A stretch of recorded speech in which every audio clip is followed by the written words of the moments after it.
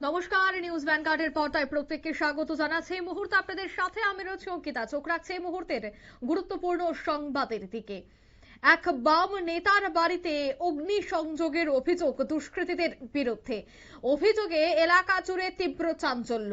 জানা গেছে যে এই ঘটনায় বেশ কিছু ক্ষয়ক্ষতিও হয়েছে।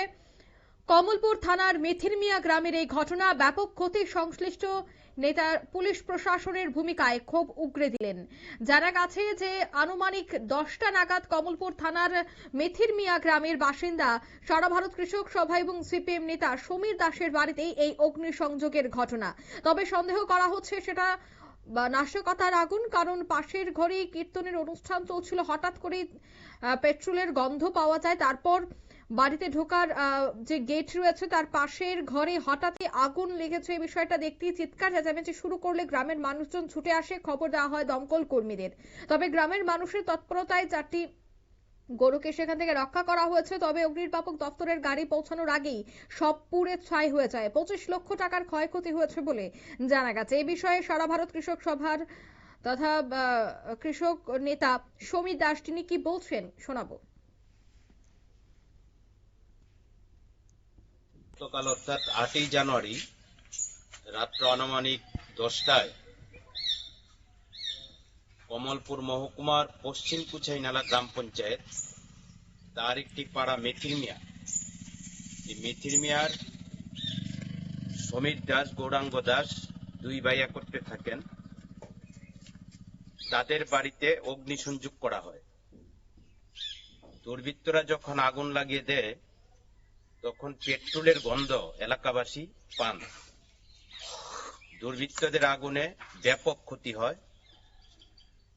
তাতে এই আগুনে গবাদি পশুও মৃত্যু হতো। স্থানীয় নাগরিক এবং এই বাড়িতেই একটি সামাজিক কীর্তন চলছিল। তাতে এলাকাবাসী এবং কীর্তনে উপস্থিত থাকা নাগরিকরা আন্তরিকভাবে উদ্যোগ নেন। তারা আগুন নিয়ন্ত্রণে আনার জন্য চেষ্টা করেন। এই সময়ের মধ্যে ব্যাপক ক্ষতি হয়ে যায়।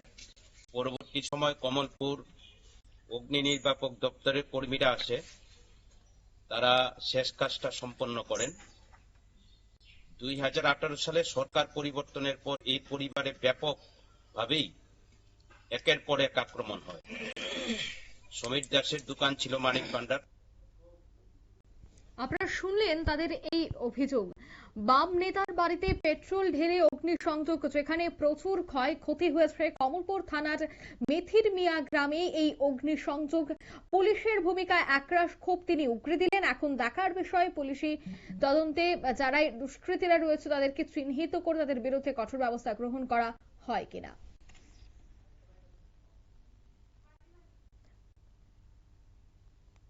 বাড়ির মালিক এ বিষয়ে কি বলছেন শোনাবো আর একবার।